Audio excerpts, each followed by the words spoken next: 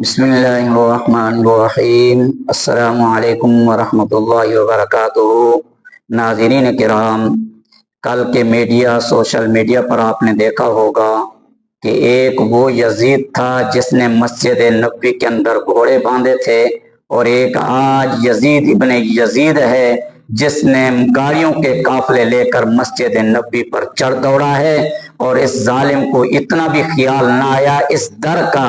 جس در کے صدقے سے ان کی بات بنی ہوئی ہے، جس در کے صدقے سے انہیں بادشاہت ملی ہے، اس در کا بھی خیال نہ رکھا جہاں فرشتوں کے سردار آتے ہوئے، نوریوں کے سردار آتے ہوئے بھی گھبراتے ہیں، اور جہاں صحابہ کرام اپنی آواز کو اونچا کرنے سے ڈرتے ہیں کہ کہیں ہماری آواز اونچی نہ ہو جائے اور کہیں ہمارے اعمال ضائع نہ ہو جائیں، جہاں صحابہ کرام کئی دن تک مجلس میں حاضر نہ ہوتے، جب معلوم ہوتا کس وجہ سے حاضر نہیں، فرمایا اس وجہ سے کہ ہماری آواز قدر اونچی ہے اور ہم ڈرتے ہیں کہ کہیں ہمارے اعمال نہ ضائع کر دیے جائیں۔ یہ وہ در ہے جہاں امام مالک رحمہ اللہ نے 40 سال درس حدیث دیا۔ جب کتاب کے ورق کے الٹنے کی ضرورت پڑتی تو وہ اتنی ایسا آواز کے اندر ورق تبدیل کرتے کہ ورق کی آواز پیدا کرنا بھی گوارا نہ کرتے، لیکن آج کے ظالم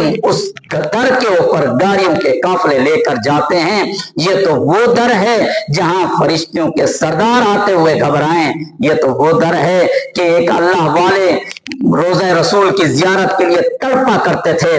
مچلا کرتے تھے، تو اللہ نے انتظام کر دیا۔ روزہ رسول پر غلام سلام کے لیے حاضر ہوا، جب سلام کیا تو چند سیکنڈ کے اندر سلام کرتے ہوئے روزہ رسول سے باہر آ جاتے ہیں۔ کہنے والوں نے کہا کہ اللہ کے بندے، وہاں تو آپ اپنے ملک میں مچلا کرتے تھے، تڑپا کرتے تھے زیارت کے لیے، آج اللہ نے آپ کو موقع دیا ہے زیارت کا، اور چند سیکنڈ کے اندر زیارت کر کے باہر آ گئے، تھوڑی دیر رک جاتے۔ فرمایا اللہ کی قسم یہ وہ در ہے جہاں تک مجھ سے ہو سکا میں اپنے سانس کو روکے رکھا اور زیارت کرتا رہا، جب سانس روکنا میرے بس میں نہ رہا تو میں باہر آ گیا۔ یہ تو وہ در ہے۔ سلطان عبد الحمید رحمہ اللہ نے جب مدینہ الرسول صلی اللہ علیہ وسلم کے اندر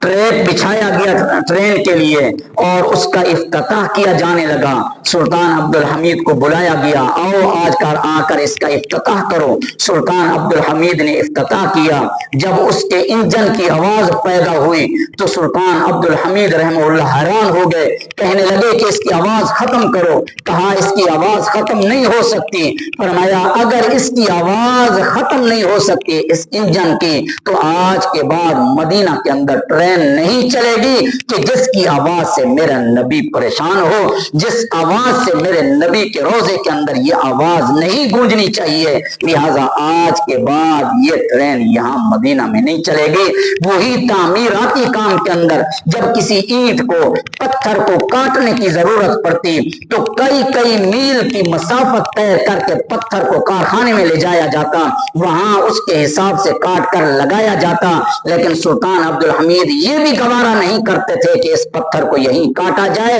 یا اس اینٹ کو یہیں پر توڑا جائے اور اس کے سائز کے برابر کیا جائے، یہ آواز بھی گوارا نہیں کرتے تھے۔ آج ہم گاڑیوں کے قافلے لے کر چڑھ دوڑے، ذرا شرم تو نہیں آئی ہوگی، حیا تو نہیں آئی ہوگی؟ یزید ابن یزید ذرا تو خیال کر لیتا، اس بادشاہت کے نشے میں تو اتنا آگے گزر چکا، جس کے صدقے سے تو یہ بادشاہت ملی ہے، اس سردار کو بھی بھول بیٹھا ہے، اس پیارے آقا کو بھی بھول بیٹھا ہے، اس کے ادب کو بھول بیٹھا ہے۔ اگر تو بے ادب تھا تو کم از کم پھر بھی تجھے لحاظ رکھنا چاہیے تھا کہ کہیں اس میری اس غلطی سے مسلمانوں کے دل نہ تڑپ جائیں۔ ظالم تو نے تو پوری دنیا کے مسلمانوں کے دلوں کو تڑپا دیا ہے۔